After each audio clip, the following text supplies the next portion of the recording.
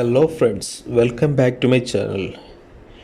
Today we will be stepping back a few steps because I have to rebuild my front axle assembly.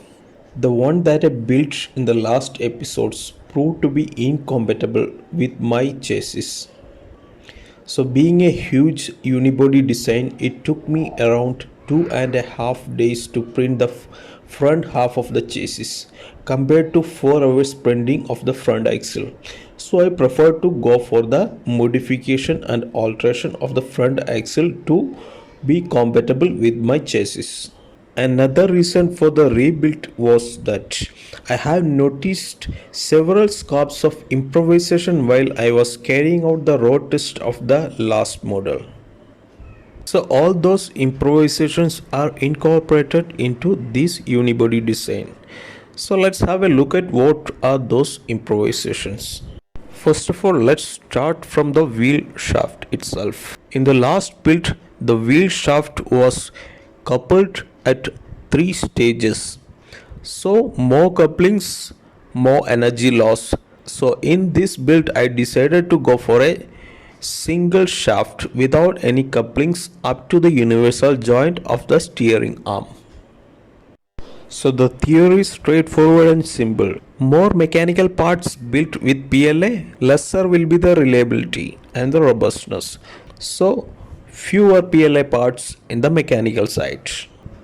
Just like the previous builds, I have locked the wheel gear onto the shaft with the help of a piece of bolt, 2 bolt, and then it is locked into that groove with the help of a plastic sleeve. After that, the bearings are placed at their proper slot position, and then the adjustment washer is also placed at the back side of the gear, and at the ends the couplings which I have incorporated into this design is also different from the last build. In the last build I have used a hexa coupler which has got very good similarity to a cylinder, and there are very high chances of getting it worn out, and it will rotate with inside the coupling housing. So I replaced it with a quarter coupler which is very difficult to worn out into a cylindrical shape, and the chances of slipping or burning inside is avoided up to an extent.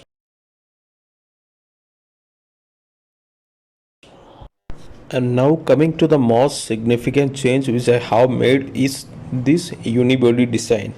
In the last build, the whole axle assembly was built into several stages and joined with the help of screws, which ultimately lead or add to the extra size of the assembly, because to insert and fix the screws we need to have more strength on the frame. That's how I was forced to widen the axle, which in turn lead to the extra size of the axle and prove to be incompatible in my axle housing.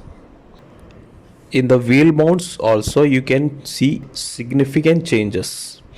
Here also the steering arms are incorporated into the mounts, which also reduce the total height of the mounts, which internally reduce the height of the axle assembly. Moreover, the inbuilt steering arms assure us with almost 100% accuracy of the operating angle, which was a problem during my last build. Another change in the wheel mount is that you can notice that the steering arms are lowered down almost 1.5 to 2 centimeters. So this will increase the room of operation of our ball joint which is connected to the steering servo, because in a compressed stage of the shocker spring the wheel mount will get lift up, and then also this increased space will provide enough room for operation of the steering servo. The universal joints which we are using has also made significant improvements. In the last build we have used universal joints connected with the help of 1 mm pins, which in fact fly which in fact started to fly away from the pivot on putting that extra strength while crawling, which will ensure a higher tolerance or higher strength while climbing uphill.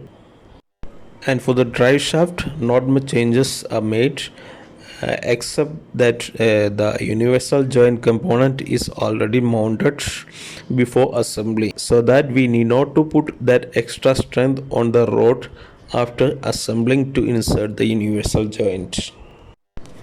Being a unibody design, the assembly process is quite simple and easy. As you can see, the rolls are simply placed onto the appropriate slots. So first of all, let's lubricate the mechanical or moving parts and then fix the components inside this unibody and screw it up.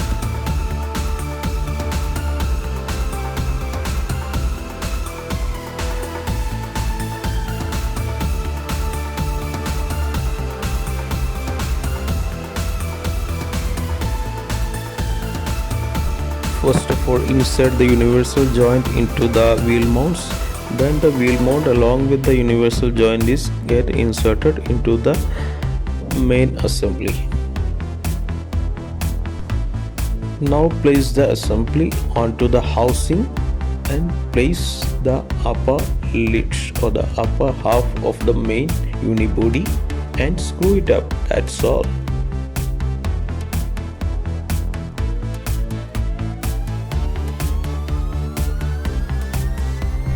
Wow, have a look.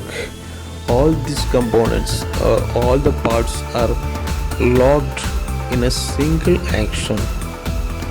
Since our main assembly is complete, let's attach the steering ram onto these steering mounts or steering arms. Here also the mounts are calculated and printed at the exact length based on the graphical drawings which I have made.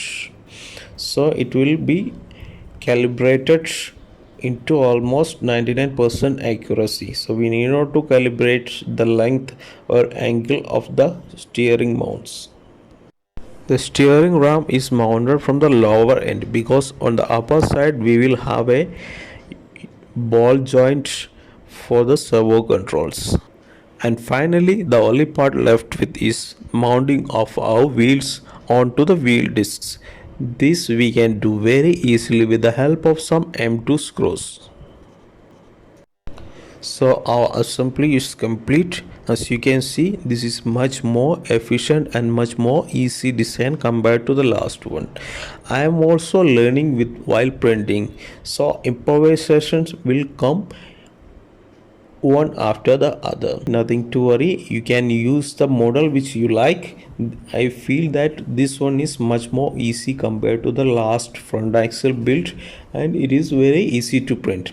If you would like to have the STL files or if you are interested in making one, you can comment me on this video. I will definitely send you the STL files, as I am very happy to share the knowledge which I have gained while designing and printing these components. So I hope you enjoyed watching the video. Thanks for watching. See you in the next episode. Bye bye.